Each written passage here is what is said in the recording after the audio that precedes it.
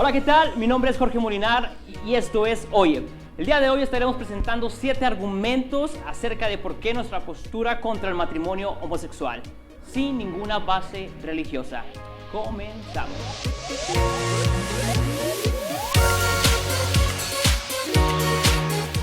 Cierto, la imagen religiosa y el diálogo que contiene algún tinte dogmático religioso hace que la sociedad se pertreche bajo el prejuicio. Lo entendemos perfectamente. Dado que en nuestra sociedad moderna lo subjetivo se vuelve el margen para normar todo algo, pues es sumamente difícil presentar cualquier argumento de cualquier índole, no necesariamente el homosexual. Sin embargo, estos 7 argumentos que presentamos no tienen nada en algún tinte religioso. Los esbozamos desde nuestro pensamiento como ciudadanos y desde nuestro derecho de expresión y libre flujo de ideas.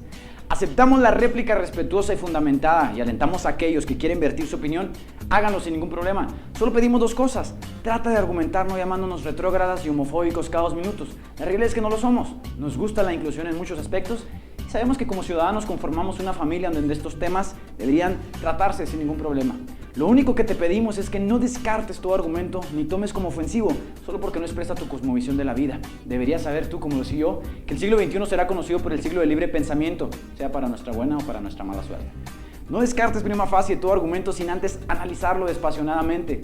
Nuestra perspectiva en esta hora trata de alentar a conformar mínimamente un absolutismo que, aunque sea mínimo y convencional, podamos ponerle límites a lo promiscuo, donde como sociedad y familia social podamos alentarnos o reprendernos cuando alguno de nosotros camina o desviado o en contra del bien común. Hasta el día de hoy tocar este tema se descarta de inmediato porque la homofobia parece ser la excusa perfecta para no escucharlo. Yo quiero saber qué tiene que decir un homosexual y no me escandalizaré por ello. La homofobia es una aversión mental que insta a un miedo exagerado y resistente a algo. En ese aspecto se llega a considerar una patología y solo el mínimo de personas los posean. No tenemos una homofobia. Por otro lado, estar en desacuerdo, donde sin aversión ni impulsos exagerados decimos con sinceridad no estamos de acuerdo, son 2 cosas sumamente distintas. ¿Captas la diferencia? No sentimos aversión hacia ningún ser humano. Creemos que todos los hombres nacen libres debajo del cielo y que el Estado debe crear los móviles para que dicha libertad no sea menoscabada ni por su raza, ni por su lengua, ni por su credo, ni por sus convicciones. Creemos también que todo hombre es conocido dentro de la sociedad por su vicio o por su virtud y que es su virtud o su vicio lo que le sume o le resta puntos. Dicho esto, contestemos algunas preguntas. ¿No es común la conducta homosexual entre los animales? Bueno, es corriente insistir que el hombre se parece a los demás animales, es cierto. Sin embargo, también es el único animal que puede darse cuenta de esta semejanza y evolucionar a un concepto de raciocinio que lo catapulta años luz de sus parientes cercanos. Sin embargo, tales situaciones entre animales o especies irracionales no implican externidad respecto a lo natural, general, no convencional. Lo contrario sucede en un ámbito de sociabilidad compuesto por seres con raciocinio que se han comprometido a lograr un fin convivencial de civilización basado en compromisos convivenciales, de recato, de respeto y de superación, donde lo que prime sea la sabiduría y la inteligencia colectiva, lo cual obviamente nos lleva a ver que en esta familia social, aquel que se desvía en lo corrupto de la mente y el cuerpo es un clavo suelto antisocial con el que aún no se puede contar para lograr un objetivo cabal de condescendencia recta. Externar aprobación a la conducta de los animales que sin raciocinio ni pulcridad son arrastrados por los instintos de su naturaleza es obviamente por demás la evidencia de que no estamos hablando en un mismo lenguaje, ni en un mismo tenor de raciocinio natural, ni de convergencia social. Pues mientras yo intento hablar en los términos propios de nuestro lenguaje humano, tú estás buscando anclar tu argumento en la conducta de una bestia. Los seres humanos salimos del bestialismo de culturas arcaicas donde lo degenerado era común para tratar de ponderarnos como una especie sabia que sabe llegar a una convergencia racional. En los animales también hay incesto, abandono de crías, matanza de los débiles. ¿Hasta dónde quieres normar tu conducta en base a la conducta de los animales? Creo que esta postura es débil desde una perspectiva natural porque si apelamos al darwinismo social o biológico evolutivo, los heterosexuales seríamos la especie preponderante donde el débil de espíritu de alma queda estancado a ser dominado. La especie homosexual no va más allá del 3% y bien sabemos que la naturaleza es selectiva en permitir que subsista lo mejor de cada especie. Todo esto lo digo desde el absurdo, desde el supuesto, tratando de mostrar lo irreal de la posición al usar del ejemplo animal para la inclusión del homosexualismo en la sociedad como algo normal. Preferiría que apelásemos al amor social, en donde como familia que tiene su núcleo en la verdad, ayudamos al que se ha desviado en la conducta de su mente, no alentándolo ni premiándolo, sino corrigiéndolo y mostrándole así un amor mucho más grande. Yo te veo como mi semejante, te ayudo en tu vicio y te elogio en tu virtud, te reprendo en tu necesidad y te apoyo en tu necesidad. Por esto, habría que demostrar que el homosexualismo es una desviación. Sin embargo, parece ser que el chip de homofobia está como una ametralladora lista a aniquilar todo aquel que se oponga al avance. Pero seamos sensatos. Es de la perspectiva de la conducta animal desde donde quieres normar esto, creo que en vez de avanzar, retrocederíamos. ¿No crees que ellos también tienen derecho al matrimonio? El matrimonio en sí no solo es una construcción social, sino una universal cultural. El matrimonio es la base de donde parte la formación de lo que naturalmente se concibe como familia y no debería ser una simple legitimización del sexo que ya incluso la loca idea de pensar que nadie nace hombre o nadie nace mujer. Eso nos demuestra que el deseo de los promotores del matrimonio homosexual es militar en corromper todo lo biológico y todo lo antropológico por una simple lucha de aceptación. Los biólogos evolucionistas reconocen que el vínculo macho-hembra en parejas duraderas fue el paso crítico de la evolución humana y es algo incorporado a nosotros por la naturaleza. Tal vez es cierto, tal vez el tiempo puede redefinir lo que matrimonio significa. Sin embargo, eso no debería hacerse por el capricho de un grupo y de su exacerbación sentimental. No debería ser promovido por una agenda belicosa que lo que pretende es destrozar totalmente lo establecido y lo que se conoce como familia. Ahora, solo un mínimo porcentaje de homosexuales desean realmente el matrimonio. Al parecer ellos se sienten sumamente cómodos viviendo en abierta comunión y lo único que pretenden es cuidar de sus derechos. ¿Por qué entonces reconfigurar totalmente la ley para beneficiar cuando esto no tiene nada de sentido? Ellos pueden tener todos los beneficios de un matrimonio a nivel de herencias, a nivel de transmisión de bienes, a nivel de propiedades. Todo esto tan solo tienen que ir con un notario y regularlo entre dos o más personas. Muchas parejas homosexuales establecen acuerdos de esta índole. La pregunta sería, si ellos pueden tener todos estos derechos, ¿por qué redefinir lo que es el matrimonio? Por lo cual nosotros vemos que el deseo real de la agenda o del lobby gay es sumamente distinto a la búsqueda de la felicidad homosexual. Lo que ellos pretenden es buscar reestructurar todo el sistema para que lo que conocemos como familia caiga. Cuando los diseñadores Dolce y Gabbana se opusieron a la adopción de menores y al modelo familiar del homosexualismo, pensé que realmente la inteligencia todavía nos puede ayudar. Pero esto no tiene que ser una lucha. Podemos avanzar plenamente sin tener que enfrentarnos en abiertos encontronazos donde me lanzas al campo de batalla sin que yo quiera ir. Pues como ciudadano pretendo luchar para que a mi hijo no le enseñen algo como natural, cuando ni biológica, ni antropológicamente, ni filosóficamente lo es. Pero si el subjetivismo es la norma que estás aceptando, pues sé que te va a dar igual si mi hijo es alcohólico, drogadicto o fornicario. Al final de cuentas, nuestra sociabilidad no significa nada para ti. Pero para mí es una familia en un nivel de conglomerado. Así que la sociedad se fragmenta cuando tratamos de fragmentar lo que la sociedad ha alcanzado. Pues la rectitud y la inteligencia colectiva no es el margen, sino el capricho y la tendencia moderna de querer anclar todo en la ley, todo lo que el hombre en su alocada caminata efímera considera recto. ¿Podría considerarse el homosexualismo una variante social de lo natural? No existe una base naturalmente biológica en la que se pueda apoyar el matrimonio homosexual. No hay evidencias científicas de la existencia del tercer sexo. Todo apunta a que el problema es psicomental sexual, biológica y antropológicamente. La vida humana solo reviste dos formas, la masculina y la femenina. Y la vida depende de estas dos formas, XX y XY, esperma y óvulo, punto. De hecho, la verdadera homosexualidad, y no aquella que es una simple tendencia ahorita, es excepcional, no registra más del 3%. Se puede considerar científicamente como una desviación. Sin embargo, para llegar a una conclusión de que el homosexual es una variante de lo natural, tenemos que definir lo que es natural. El ano, por ejemplo, no es parte de lo sexual reproductivo, no resiste la fricción, se desgarra, excreta la materia fecal y está directamente conectado al intestino. Por otra parte, la vagina recubierta del epitelio lubrica, permite la fricción, está conectada en un armonioso sentido para recibir el esperma, que luego en un todo conciso permite la vida.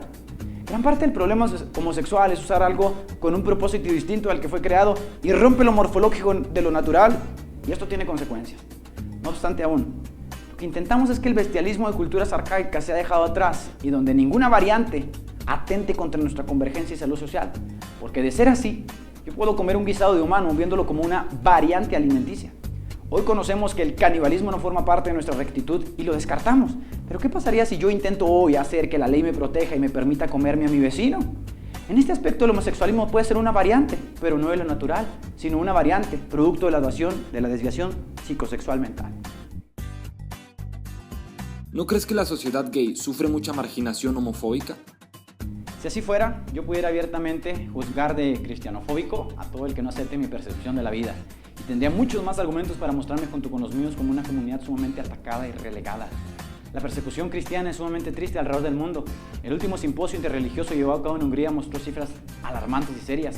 Cada 5 minutos, uno de mis hermanos muere en el mundo por sus creencias. ¿Acaso ves a los gobernantes postulándose, usando toda la maquinaria para detenerlo? ¿Ves a algún grupo levantando su voz? No, y no lo verás, porque obviamente el prejuicio es una carta magnífica de doble moral constante. Tampoco me verás usando una voz de mártir y de juicio llamando a todos cristianofóbicos. Espero que la sangre de mis hermanos sea la semilla que haga correr más y más el Evangelio de Cristo, pero no hay nada más que decir al respecto de eso. La marginación se da a todos los niveles, no debería ser algo que condicionara nada. Por otro lado, Yo sigo apelando a que distingamos entre lo recto y lo incorrecto como personas sensatas y no como fanáticos que avanzan con la corriente solo porque esta parece buena. ¿Por qué comparar el homosexualismo con la pedofilia y canibalismo? De hecho, legalizar cualquier cosa en una sociedad que no tiene ideales fijos y una clara división entre el bien y el mal es sumamente fácil. La técnica llamada ventana de Overton lo explica sencillamente. Por ejemplo, miremos paso a paso cómo legalizar el canibalismo en una sociedad sin que ésta se dé cuenta que está siendo lanzado un tópico en particular. Es fácil, pero después de estos pasos la gente terminará defendiendo al caníbal incluso con su vida. En el primer paso, traspasamos lo impensable, lo radical, a lo normal, que en este caso es el canibalismo. Obviamente la cuestión de legalizar el canibalismo en nuestra sociedad se encuentra en el punto más bajo, porque la sociedad lo considera un fenómeno absurdo, impensable, ridículo, un tabú, un tema que no es tema para hablar entre las personas. Para cambiar esa percepción, se traslada el tema a la esfera científica y dado que el científico no tiene tabúes, usa un lenguaje sofisticado. Las cosas empiezan a tomar un color distinto. La comunidad científica celebra un simposio donde declara la variante alimenticia de algunas tribus de Polinesia como algo normal y lo demuestra como parte de la naturaleza humana, de manera que debemos de empezar a aceptarlo como algo natural. El tema sale del tabú y empieza a ser vertido en la sociedad, empieza a ser hablado. Unos lo rechazan, otros lo aceptan, pero el primer paso está dado, ya no es tabú. Seguido de esto podemos nombrar un grupo radical de caníbales y los mostramos en la televisión e internet como personas normales, amorosas, buenos ciudadanos, ejemplos de civilidad. La única diferencia es que ellos comen carne humana, pero no te preocupes, no se van a comer a tus seres queridos. Así que creamos un hombre de paja y le quitamos el peso al canibalismo. Número 2. En la segunda etapa se debe seguir citando la autoridad científica por largos periodos de tiempo y volver el tema de uso común en la sociedad, de manera que la mente de la persona empiece a virar poco a poco hacia una aceptación y se le considera un hipócrita, intolerante al que trate de demostrar lo contrario. De esta manera la mentira empieza a tornarse color verdad. La gente empezará a usar frases como ¿qué más da si él come carne humana o no lo hace? A nada nos afecta. Sin darse cuenta, inconscientemente empieza a reaccionar favorecidamente a algo que hace unos años le causaba estupor. 3. Hay que crear un eufemismo para quitarle el peso a la definición y desasociarlo de su definición cruda. Así que en vez de llamarle canibalismo, vamos a llamarle antropofagia. Y a aquel que lo practica se le concede la libertad de una variante alimenticia. Paralelamente se puede crear un precedente de referencia histórico, mitológico, contemporáneo que sea legitimizado para que se pueda usar como una evidencia de que la antropofagia es normal. El darwinismo y la evolución pueden encajar aquí a la perfección. 4. Una vez que hacemos esto, llevamos lo insensato a lo popular. Los medios de comunicación, con la ayuda de algunas personas interesadas en que la antropofagia sea aceptada, empiezan a hablar abiertamente del tema. Los políticos, haciéndolo tan normal que ahora nadie se espanta. Los políticos en turno se muestran inclusivos ante lo popular y ejercen presión para favorecerlo. En este punto, la sociedad está siendo masacrada en su inocencia. No pueden percibirlo. 5. Hay que victimizar a alguien. Hay que hacer víctima al que practica, cargando la culpa sobre la sociedad. Esto le crea a la sociedad que nosotros somos los culpables por la vida que ellos tienen. Por la vida que el ser antropofágico ha tenido muchos ataques y esa comunidad minoritaria es perseguida. Así que podemos aplicar cualquier cosa que queramos para legalizar cualquier cosa que se nos venga en mente. Lo mismo aplica para la pedofilia, para el alcoholismo, para la prostitución, para el narcotráfico. Una vez que lanzamos este espíritu de miedo, este espíritu de mártir sobre la sociedad se levanta y empieza a defender lo que antes era para él intolerable. Como decía Mark Twain, es más fácil engañar a la gente que convencerla que ha sido engañada. ¿Por qué presentamos estos 7 argumentos? Bueno, porque son las preguntas que comúnmente tiene la comunidad homosexual. Mi nombre es Jorge Molinar y esto fue Oye. Espero que el video haya sido de tu agrado. Si te gustó, compártelo y si no, la verdad, por favor, sé prudente en tus comentarios. Y hablando de prudencia, quisiera que vieras unos comentarios que no tienen nada que ver con el concepto de prudencia. Nos vemos. Shalom.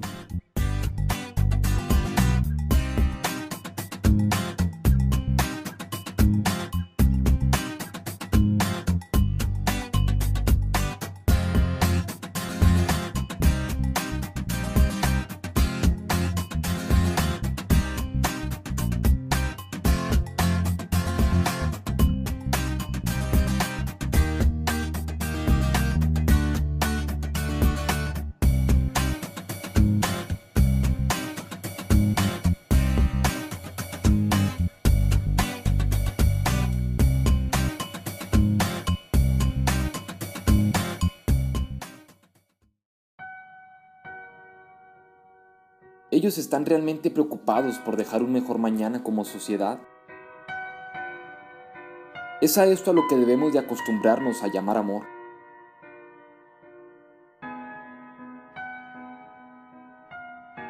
De ser así, mi derecho a buscar el recato, la sabiduría y lo recto también debe ser respetado.